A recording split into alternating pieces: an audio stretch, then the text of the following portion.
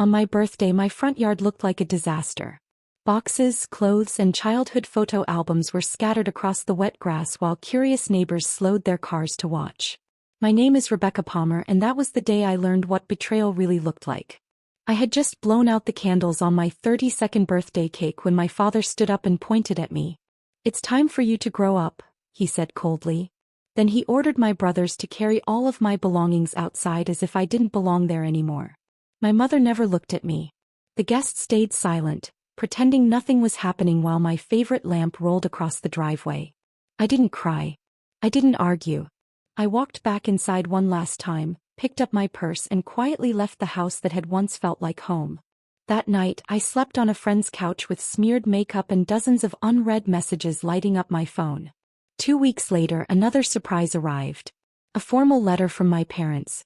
They claimed my apartment was part of the family's property and said they had the right to take it because they believed they had paid for my down payment. They thought the apartment belonged to them. They thought I would give in. They were wrong.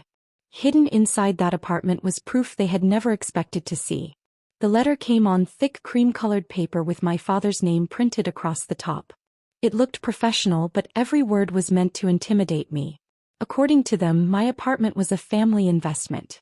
They insisted I had only borrowed money from them and that they could reclaim the property whenever they wanted. It wasn't about money. It was about control. That evening, I sat on my bedroom floor surrounded by boxes I still hadn't unpacked after being thrown out on my birthday. With shaking hands, I opened my laptop and searched through years of bank records. 10 years of savings. Late-night freelance payments. Work bonuses. Extra shifts. Every dollar had been earned by me. Not by them. Before sunrise the next morning, I drove to my apartment. The building was silent as rain clouds filled the sky. When I unlocked the door, it felt like I was stepping into a secret I had protected for years. On the kitchen counter sat a manila folder I had hidden away shortly after buying the apartment. Inside was the truth. A notarized loan agreement signed by my grandmother before she passed away. She had personally given me the exact amount needed for my down payment. It was a gift. No conditions. No repayment. Tucked behind the agreement was a handwritten letter. Her words were simple but unforgettable. "Don't let them bully you out of what you've earned." Just then my phone buzzed. A message from my mother. "We're coming tomorrow." For the first time in weeks, I smiled. I was finally ready. The next day they arrived right at noon. My father walked in first, looking around the apartment as if he already owned it. My mother followed with her arms crossed. "So," she said, "this is what you've been hiding from us." I quietly closed the front door. The room fell silent. I didn't defend myself. I didn't argue. I simply placed the manila folder on the coffee table and slid it toward them. My father opened it without concern. Seconds later, his expression changed. Confidence disappeared. Confusion turned into disbelief. Then came panic. My mother leaned over his shoulder. The moment she saw my grandmother's signature, she stopped breathing for a second. She gave this to you?" my father asked quietly. "Yes," I answered calmly. "She gave it to me freely," I said. "Legally. Without either of you." My father snapped the folder shut. "This can't be real." Without saying a word, I pulled out another document. A notarized ownership transfer with official signatures and witness stamps. I placed it beside the first. The room fell silent. A distant siren echoed outside, but inside the air felt heavy. My mother's eyes filled with emotion, though not regret. She was calculating. "So," she said quietly, "you've been hiding this from us all these years." I looked her straight in the eye. "No. I've been protecting myself." Neither of them spoke. Then my father straightened his shoulders, trying to reclaim the authority he had always relied on. At that moment I finally understood. They hadn't come looking for the truth. They had come to take back control. And it was slipping away. My father began pacing across the living room. "This changes nothing," he said.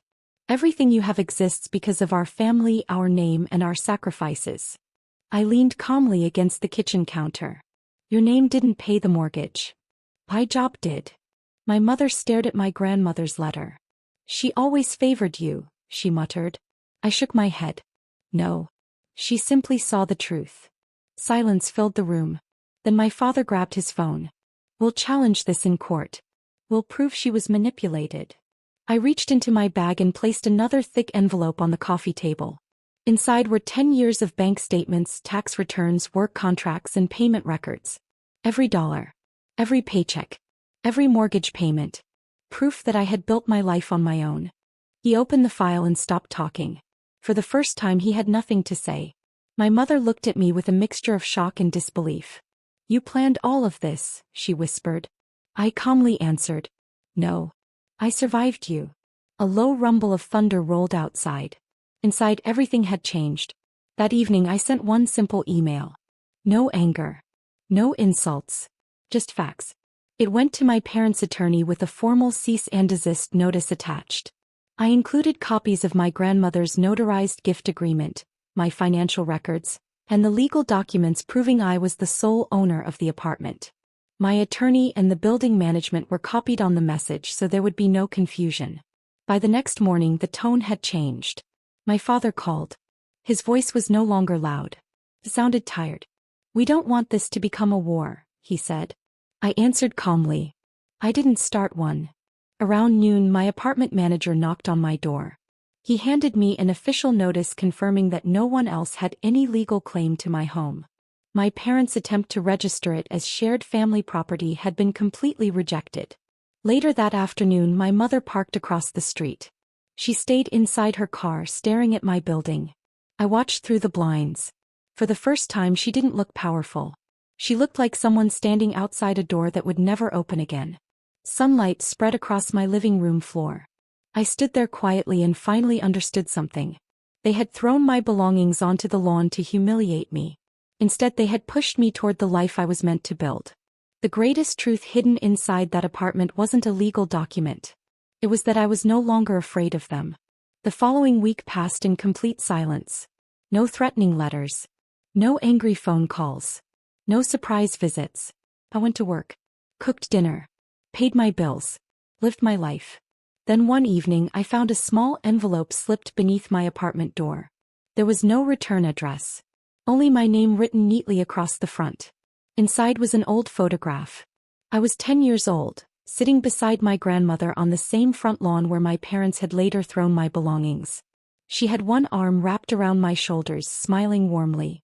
On the back of the photo were 3 words written in my mother's handwriting. "He loved you." I sat on the floor holding the picture for a long time. Something inside me finally broke free. Love had existed in my family. It simply hadn't come from my parents. My phone buzzed. A message from my father appeared. "We made mistakes." There was no apology. No explanation. Just a sentence hanging in the silence. I typed one reply. "Mistakes don't throw their children onto the lawn." I placed the old photograph on my mantle not as a reminder of my parents, but as a tribute to the one person who had always believed in me. My grandmother. For the first time since my birthday I fell asleep without fearing what would happen next. 2 mornings later, my mother appeared in the lobby of my apartment building without calling. She didn't ask to come upstairs. She simply stood in the glass entrance, neatly dressed and holding a small grocery bag. I watched her from my balcony for several minutes before finally going downstairs. Without saying much she held out the bag. Inside was my grandmother's old teapot, carefully wrapped in newspaper. "She wanted you to have this," my mother said quietly, keeping her eyes on the floor. I didn't reach for it right away. Around us, people came and went while the elevator doors opened and closed. "I'm not here to fight," she whispered. "I just wanted you to know. We finally see you." I looked at her for a long moment. "How you see me?" I asked softly. "After throwing me out like I meant nothing?" She had no answer. At last I accepted the teapot. It was still warm from her hands. Across the parking lot my father sat inside the car with the engine running. He watched us through the windshield but never stepped outside. I didn't invite my mother upstairs. I didn't hug her. I simply said, "Seeing me isn't enough." She nodded slowly as tears filled her eyes. Then I turned around, walked back into the building and let the doors close behind me. Upstairs, I placed the teapot beside my grandmother's photograph. 2 treasured keepsakes. 2 lasting reminders. One represented the family who truly loved me. The other reminded me why some doors must stay closed. The following Sunday I celebrated my birthday again. Not with a crowd. just with peace. I set 3 places at the table. One for myself. One for the friend who had opened their home to me when I had nowhere else to go. And one empty chair for my grandmother. I made tea in her old teapot. The warm scent filled every corner of the apartment. I placed her photograph beside it, facing the sunlight pouring through the window. It felt as though she was still with me. My parents never returned. No more legal letters arrived. No more threats. No more demands. Only silence. This time it wasn't the silence of fear. It was the silence of closure. Later that week, I signed the final legal documents that permanently prevented my parents from making another claim against my home. Not because I wanted revenge. Because I deserved peace. The papers felt heavy in my hands. Not as weapons, but as boundaries. That evening, I slowly walked through every room of my apartment. Every wall reflected a choice I had made. Every room told the story of my strength. Nothing inside that home belonged to my parents anymore. Not the furniture. Not the memories. Not even the fear they had left behind. I sat on the living room floor where I had once cried and questioned everything. This time I felt something completely different. Confidence. Freedom. They believed they could throw me away. Instead, they forced me to discover the person I had always been. Someone strong enough to stand on her own. Someone no longer afraid.